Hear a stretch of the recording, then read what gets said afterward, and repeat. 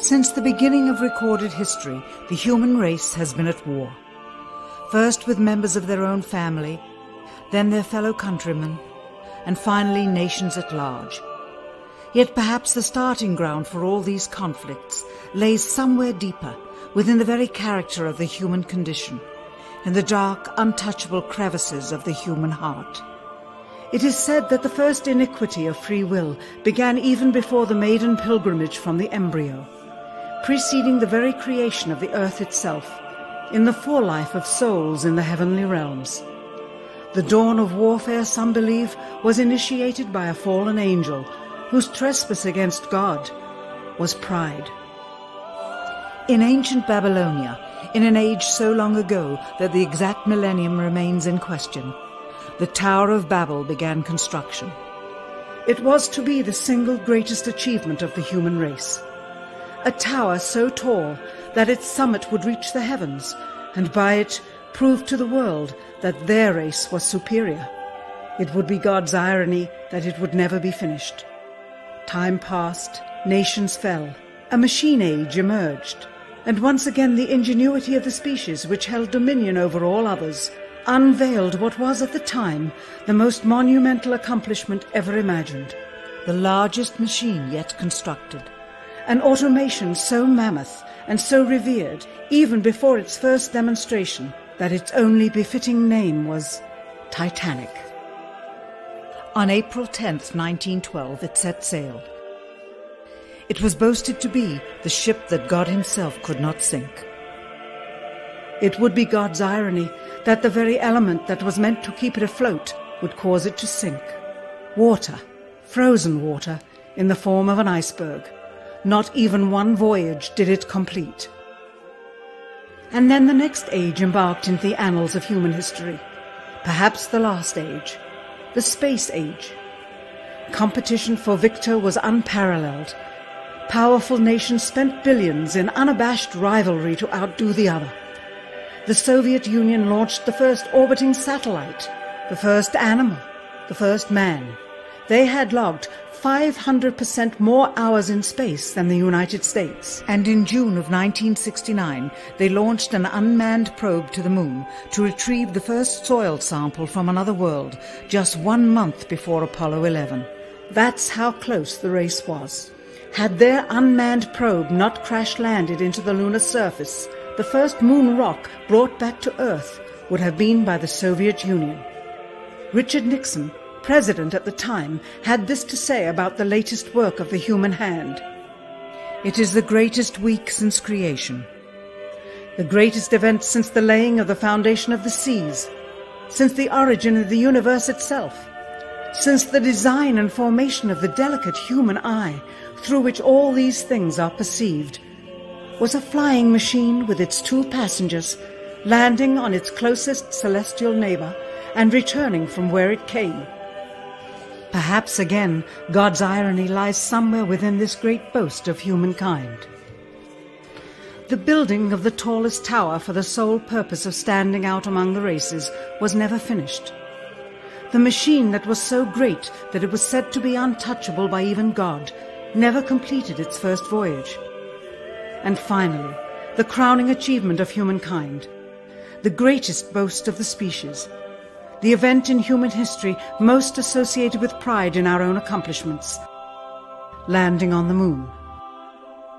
20 years later, and years behind schedule, the same space program couldn't put into Earth orbit a telescope with a lens that focused. And yet 2 decades earlier, a mission 100 times more complicated worked on its first occasion. With close scrutiny of the motives of the zealous Nixon administration, a critical examination of the entirely government-controlled press coverage, and newly discovered footage of the crew of Apollo 11 staging part of their mission, we wish to detail what may come to be the greatest government conspiracy of all time. A funny thing happened on the way to the moon.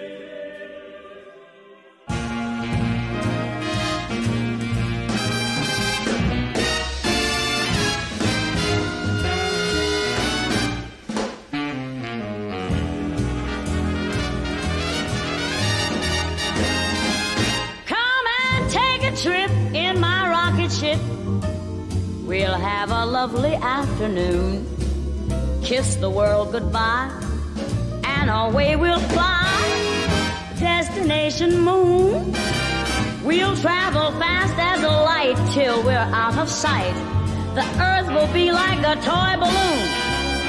What a thrill you'll get riding on my jet. A destination moon. We'll go up, up, up, up. Straight to the moon we two. High in the starry blue. I'll be out of this world with you. So away we'll steal in my space mobile, a supersonic, a honeymoon. Leave your cares below, pull the switch, let's go. A destination moon.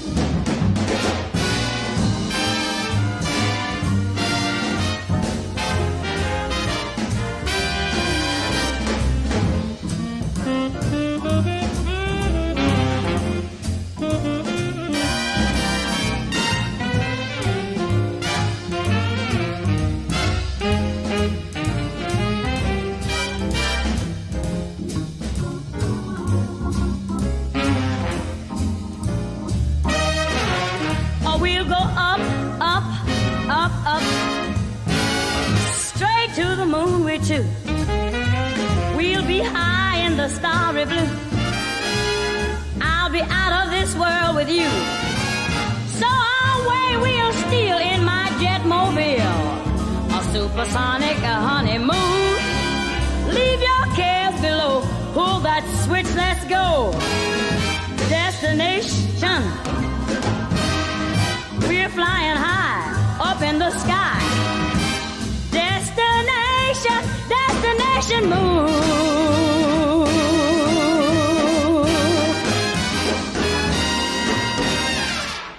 Dr. von Braun, how would you say we stand in relation to the Russians, and do you think we can ever catch up? I'm convinced that in the space field, the Russians are ahead of us, particularly in large weightlifting capability. And that at the moment, the problem is not so much to catch up, but first build up the working speed that they have already demonstrated. After we are running as fast as they do, there's still a considerable gap to close, and only the future will tell whether we'll manage to close that gap. We cannot and will not ever get into this race as we should, so long as all of our objectives are short-term objectives. We've got to have no finite end to our objectives. The end of our objectives should be as far as we can see at any given time. But right now, we need a 10 to 12-year program that has as its ultimate goal the manned domination of space. And if we don't, we're going to be in trouble. I believe that this nation should commit itself to achieving the goal before this decade is out of landing a man on the moon and returning him safely to the earth. We must assure our preeminence in the peaceful exploration of outer space, focusing on an expedition to the moon in this decade. T-minus 60 seconds and counting. We passed T-minus 60. 55 seconds and counting. Neil Armstrong reported back when he received the good wishes. Thank you very much. We know it will be a good flight. Good luck and Godspeed. 40 seconds away from the Apollo 11 liftoff. All the second stage tanks now pressurized. 35 seconds and counting. We are still go with Apollo 11. 30 seconds and counting. Astronauts report it feels good. T-minus 25 seconds. 20 seconds and counting. T-minus 15 seconds. Guidance is internal. 12, 11, 10, 9. Ignition sequence start. 6.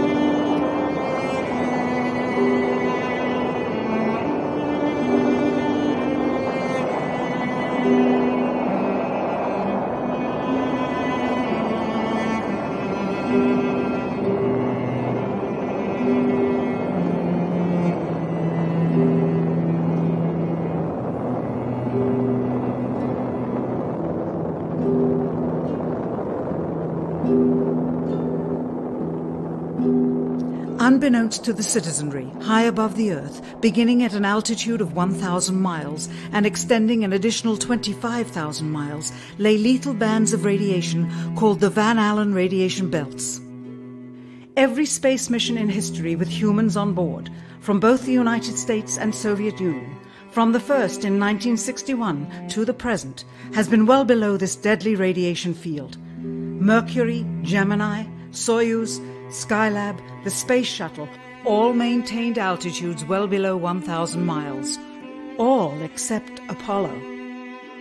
The more experienced Soviets spent 100 hours in space for every 20 hours of the US.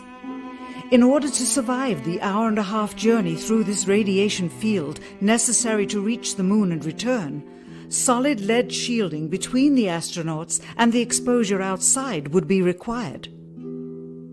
The mammoth Saturn V rocket used by Apollo was already 35 stories tall and weighed as much as a battleship. To add additional tonnage in the form of a lead barrier completely surrounding the crew members would have made it impossible for the vehicle to get off the ground. That is why the Soviets, though more advanced, only sent an unmanned probe to the moon. The Apollo spacecraft's narrowest shielding was less than 1/8 of an inch of light aluminum. In 1998, the Space Shuttle flew to an altitude of 350 miles, one of its highest altitudes ever, hundreds of miles below the beginning of a field of radiation that was so severe that the astronauts inside of their shielded spacecraft and inside of their shielded spacesuits saw flashes of light with their eyes shut that they described as shooting stars, due to radiation penetrating first the shuttle's shielding, then their spacesuit shielding, then their skulls, and finally the retinas of their closed eyes. As a result, CNN issued the following report noting NASA's unpredicted surprise. The radiation belt surrounding Earth may be more dangerous for spacewalking astronauts than previously believed. Scientists say the phenomena known as the Van Allen belts can spawn killer electrons when the Earth's magnetic field changes. These electrons that are being studied could have an important effect, not only on satellites, which has happened in the past, but could also affect the astronauts by creating large doses of radiation that could influence their health. The electrons can penetrate through various materials, including spacesuits, and can pass through, in fact, the walls of the space station, and can create high charges deep inside of these objects. President Kennedy, a man of political, not scientific background, set the irrevocable goal of landing a man on the moon by the end of the 1960s, just days after America's first astronaut had spent a mere 16 minutes in space, not even achieving a single orbit around the Earth. We choose to go to the moon in this decade and do the other things, not because they are easy, but because they are hard. We take an additional risk by making it in full view of the world. But as shown by the feat of astronaut Shepard, this very risk enhances our stature when we are successful. The technology necessary to launch the massive Saturn V rocket and an intercontinental ballistic missile is 95% similar. When the Soviet Union launched mankind's first satellite, Sputnik, in 1957, there was grave concern that they had mastered space ahead of the United States and might use this advantage to launch a first nuclear strike from an orbit high above North America. When they also put the first animal in space, then the first man in space, then achieved the first spacewalk, the first crew of 3, and the first ever of 2 simultaneously orbiting spacecrafts, concern turned to fear and then horror as America watched their communist enemy achieve all these firsts with no hope in sight of ever catching up. President, a member of Congress said today that he was tired of seeing the United States second to Russia in the space field. I suppose he speaks for a lot of others. What is the prospect that we will catch up with Russia and perhaps surpass Russia in this field? However tired anybody may be, and no one is more tired than I am, it is a fact that it's going to take some time, and I think we have to recognize it. They secured these large boosters which have led to their being first in Sputnik and led to their first putting their man in space. We are, I hope, going to be able to carry out our efforts with due regard to the problem of the life of the man involved this year. But we are behind. If it was impossible to better the Soviets in the space race, which was really a race of technological armaments, what could be done? How could America offset the threat of superior weaponry? Throughout the history of rivalry and war, astute generals of lesser armies than their counterparts have used deceit and misinformation as a method to achieve victory. In World War II, for example, columns of inflatable tanks were placed at locations afar from Normandy to draw German forces away from the real location of invasion.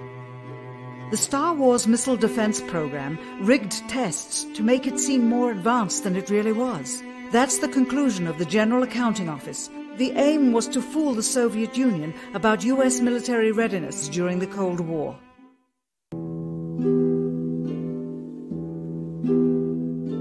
Certainly, it was not possible to fool just the Soviets about U.S. strategic capability in the 1960s, while somehow informing 200 million Americans of the truth secretly. In order for them to believe the United States had the capability to go to the moon, everyone would have to believe it. Furthermore, the pride of a nation was at stake, and the goal of a martyr, not to mention the growing unrest domestically of a government throwing tens of thousands of lives away in a foreign war riddled with contradiction and ambiguity. In addition, the Apollo program had already spent billions of dollars.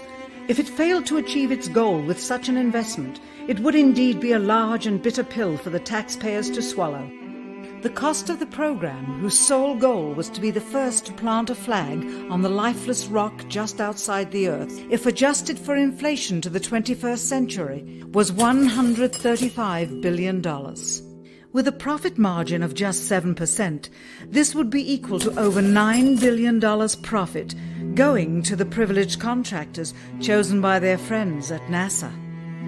If the machinery was in fact only achieving Earth orbit, as other earlier missions had already done, then the completion and functionality of the other components would not have been as important, and even more profit would have been made. $135 billion could feed 2 million people for their entire lives. It could also buy 2 million two-bedroom houses. Yet how could such an undertaking be kept secret, and for such a long time? To the latter, one needs only to remember that an unsolved riddle 6 years older, the assassination of President Kennedy, still daunts the minds of the vast majority of Americans. As a parent of a conspiracy, as his assassin being assassinated himself, the truth of the matter has still escaped history. In keeping a secret of the magnitude of the Apollo missions being fraudulently created, one turns to the Manhattan Project for comparison. Surreptitiously building the first nuclear bomb during the early to mid-1940s involved 129,500 people over a 3-year period. Yet the secret did not get out. A quarter century later, the art and technology of espionage inevitably improved, narrowing dramatically the number of players in the know of a large clandestine operation. Just 1 year before the first mission to the moon, NASA launched the Tetra satellite, specifically designed to simulate flight data coming from the moon, so that the ground crews could rehearse the landing, much as the astronauts did in their own simulations. Had it not supposedly fallen back to Earth, all that would have been needed during the actual flight would be a repeat of one of these computer programs, with a few original variations, transmitted to the satellite for rebroadcast to Houston. Scores of computers and their deceived operators on the ground would then receive prearranged information, including the alleged location, altitude and fuel consumption of the spacecraft, as if it were descending to the moon's surface. If the Soviets tried to find the actual location of an Apollo crew in the hundreds of thousands of miles surrounding the Earth and the moon, it would be tantamount to trying to find a rowboat in the Atlantic Ocean. The fact that the Apollo program was so departmentalized, with various construction and test sites around the country, meant that only a few people saw the whole picture. And for the first time ever, there was no independent press coverage of such an historical event. Whatever pictures and sound were distributed to the public were strictly controlled and previewed by the federal government. They were then disseminated unchecked until this hour. For who would realize that the unthinkable was not only possible, but absolutely true?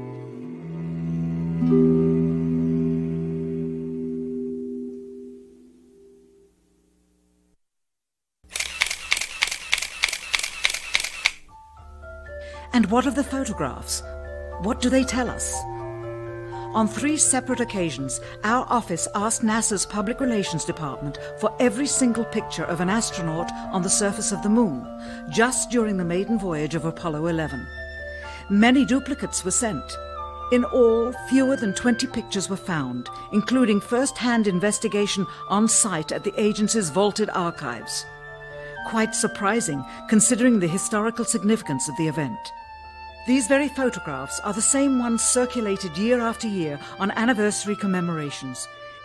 It is estimated that in just the first 60 minutes on the Moon, motivated by the tenuous nature of the circumstances, many more exposures could have been expediently taken. Also surprising is the scarcity of photographs of the mission's chief pioneer, Neil Armstrong. The greatest achievement in human history, and of the man whose first step echoed around the world, dawning a new age of scientific enlightenment, there is only one full-body picture of him on the Moon, besides this ghostly reflection. This one, taken by an automatic camera mounted on the side of the lunar module. Perhaps he feared liability should the whole conundrum later become unraveled. Perhaps he has forgotten that he attested to the authenticity of the event with his signature on this plaque engraved by the federal government. In fact, in the more than 30 years since the event, aside from NASA's initial press conference and the occasional brief anniversary remarks where few questions were permitted, he has never given one on-camera interview to anyone, ever. From an analytical standpoint, photographic anomalies have to be sought out with an understanding of lighting and shadows. The most straightforward is simple. When objects are lit solely by the sun, as all the scenes on the Moon were said to be, after all, lighting equipment was not only impractical, it was unnecessary in bright sunlight, then all shadows, regardless of the landscape, will run parallel with one another and never intersect, as shown by this example. In these seldom-seen photographs, obtained from a rarely used auxiliary NASA archival site, it is clear that these scenes were lit with artificial light. These shadows, which are cast at different angles, are evidence that a second light source is being used. In addition, the sun would not cause an isolated hotspot like this, only an artificial light would. Again, intersecting shadows and another hotspot. And again. And again. It is simply impossible for this picture to have been taken with sunlight on the Moon. Here, the shadows are shown to be as black as pitch. And yet here, completely in a shadow, the astronaut is lit up like a Christmas tree. How can this be? Or this, on the shadow side of the lunar module. In this magnification of an Apollo photograph, a rock, very likely a papier-mâché prop because of the crease here, is categorized with the letter C. In later releases of the same picture, the letter is gone, probably airbrushed out. Here a crosshair, which was burned directly into the image from the film plate and thus should always appear on top of the objects in the photograph, appears behind the object in this scene, clearly revealing a composite of 2 pictures into one.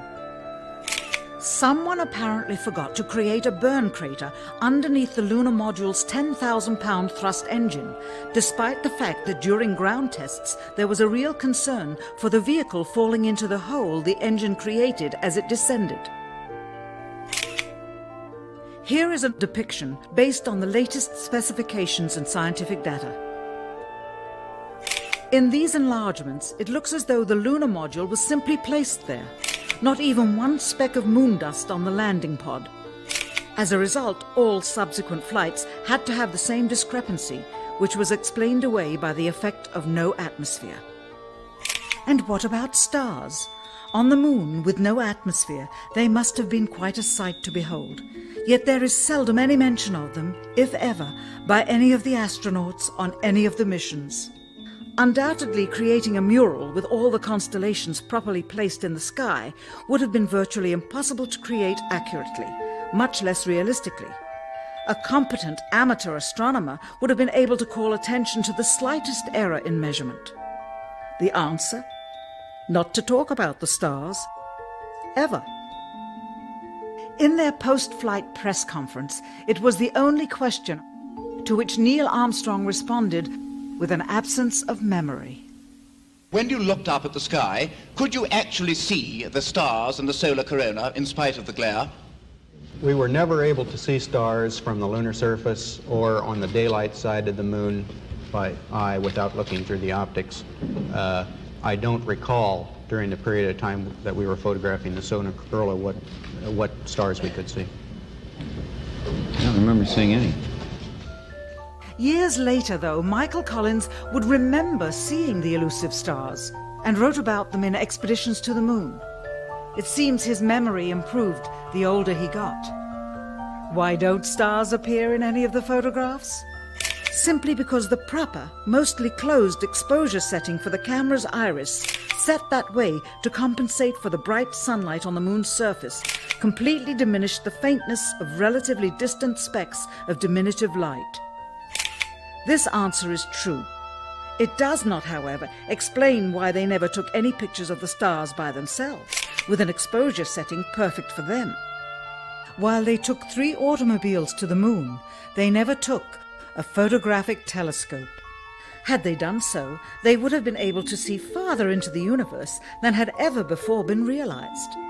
If they had taken a telescope and were not actually on the moon, they would have had to concoct undiscovered galaxies that might one day prove to be non-existent.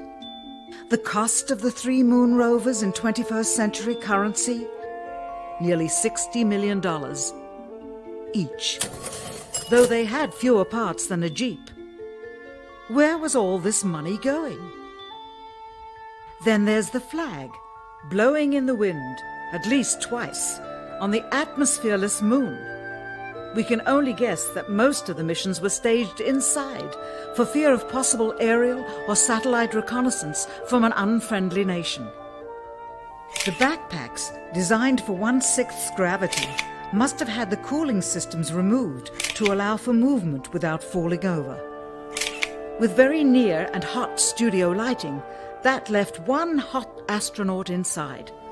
Assuming that it was the astronauts inside, after all, their faces were always covered. The necessary mammoth amounts of air conditioning were probably responsible for the air current. Here the editor cuts to a still shot of the flag, just as the effect becomes noticeable. Here it is unchecked.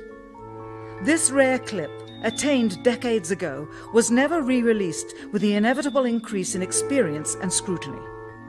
To demonstrate 1/6 gravity, a bouncy, floaty feel to the astronauts' movements would be similarly achieved with relative simplicity. Slow motion. You are viewing the scenes as they aired more than 30 years ago. Now let's look at them with the speed doubled. It becomes discernible that they are, in fact, in Earth's gravity, and are no more leaving the ground than they would on Earth. It is clear from these rarely seen color television pictures that the crew of Apollo 11 brought a high-resolution color video camera with them on their mission, yet the only pictures broadcast live from the moon's surface were these from a low-definition black and white camera. In fact, the networks complained because in addition to this, they were forced to shoot the images, second generation, off of a projection TV of the technology of 30 years ago, and were not even allowed to take a direct feed, which further degraded the quality and clarity of the images. Perhaps this was precisely what NASA and the federal government had in mind. After all, it was a first, regardless of where they were. Better to open up their debut mission with fuzzy pictures and numerous blackouts, rather than show too much revealing detail of a false scene that was yet unproven. And finally, the element that seals their fate. Of all the footage of Apollo 11 requested from NASA over a 5-year period, one gem was discovered just before the completion of this documentary.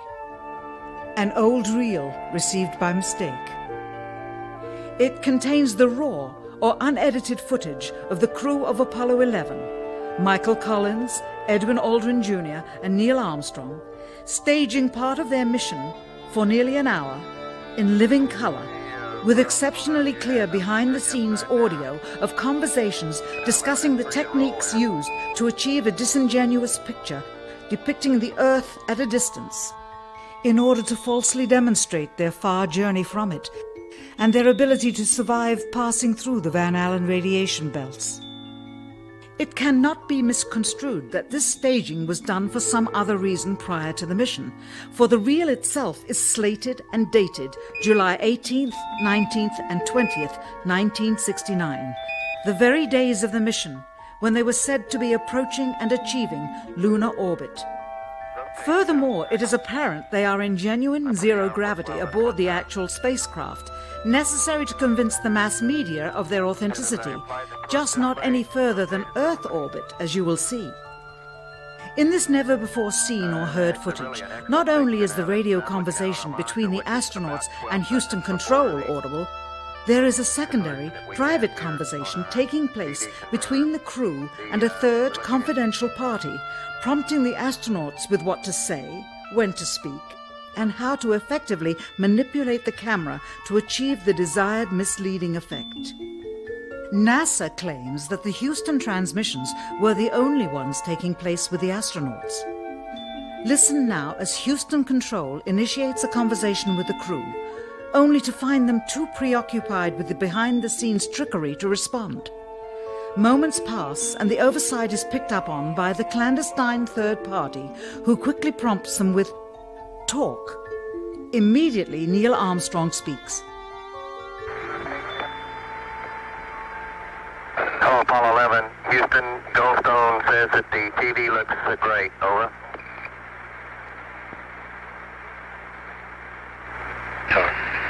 Okay, Roger. We're wrapping in on Earth.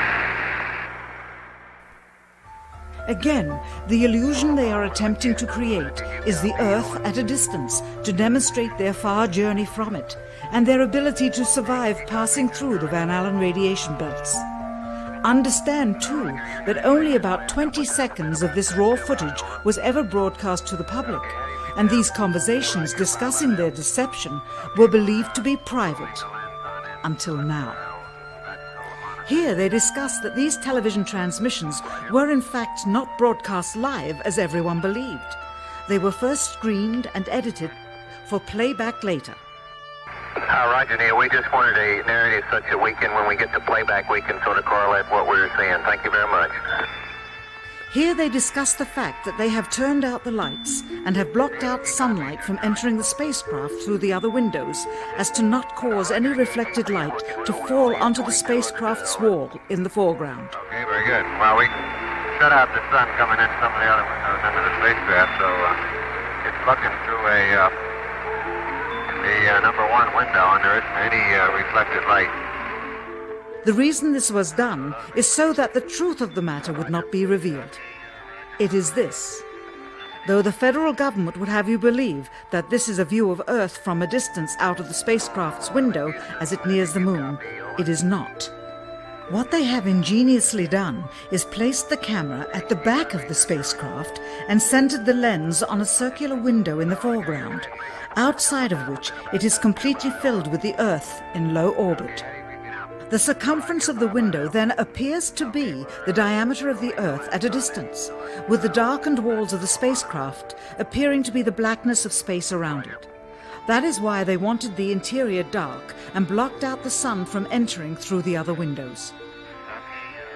Here you can see the extruded window, probably 2 inches thick at the bottom.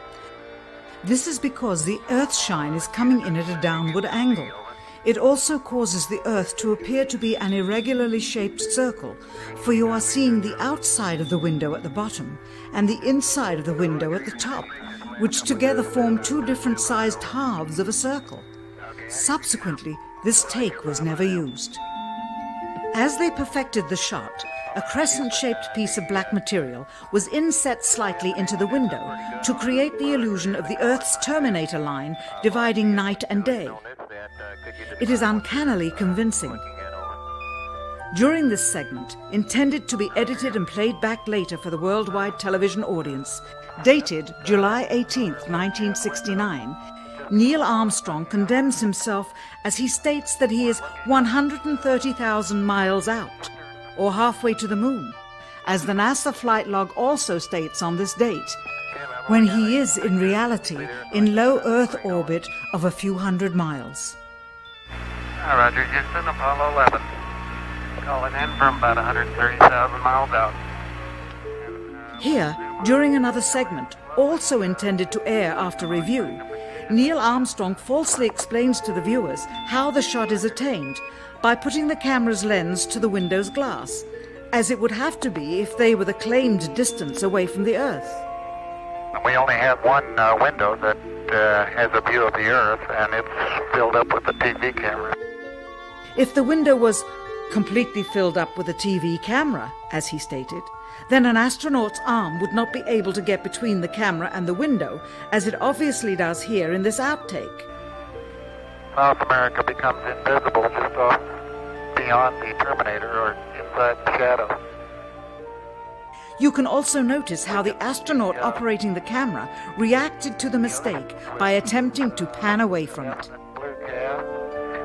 See white bands of major cloud formations across the Earth. This is a segment that they believed wasn't even being recorded, much less suitable for broadcast, for the lens was being zoomed out and the scene was being changed to that of an interior of the astronauts at work, and apparently the stop button popped back up on the recorder without notice. Here is the diffused work light that they used to see camera controls, but not throw light onto the spacecraft's wall. Here they remove part of the crescent insert.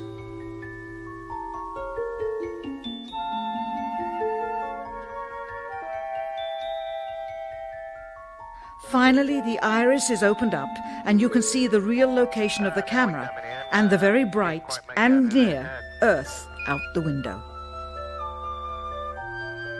Here is the slate for the 19th of July, and the same shot of trickery on the 19th of July, and then the 20th, and the same misleading shot on the 20th. Later that evening, they were said to be walking on the moon. How can this be when they were in Earth orbit only 9 hours earlier, and the moon is some 3 days' journey away? Furthermore, if they genuinely went to the moon, why would they be faking any part of it? Why this trickery with the window? By faking being halfway to the moon, it becomes apparent that they did so because they could not even go halfway. It thus confirms that the stumbling block to their success was the lethal radiation of the Van Allen radiation belts. Since the same equipment was used on the subsequent missions in the 40 months that followed, none of them could have gone to the moon. They only increased their proficiency at staging them. When some TV viewers of the second manned mission to the moon telephoned the networks complaining that reruns of I Love Lucy were being interrupted, it became clear that for the taxpayers, once was enough. But it wasn't enough for the government and contractors. Billions of dollars of pure profit went with each return. How coincidental that the following mission would have the element of life and death jeopardy. Apollo 13. Now the public would take going to the moon more seriously and be reconnected with the drama. We now realize that perhaps the reason Neil Armstrong has never given an on-camera interview is because he doesn't want to lie anymore. What threats may have been made upon such honorable men or their families to possess their reluctant cooperation and later ill feelings towards perpetuating this still darkened hour in American history. NASA's highest-ranking official, James Webb, resigned without explanation just days before the first Apollo mission. Why, when he was on the threshold of achieving the greatest accomplishment of his career? All 3 Apollo 11 astronauts also resigned shortly after their return. On the 25th anniversary of the event in 1994, Neil Armstrong made a rare public appearance and held back tears as he spoke these brief cryptic remarks before the next generation of taxpayers as they toured the White House. Today we have with us a group of students among America's best. To you we say, we have only completed a beginning. We leave you much that is undone. There are great ideas undiscovered, breakthroughs available to those who can remove one of truth's protective layers. He is that layer.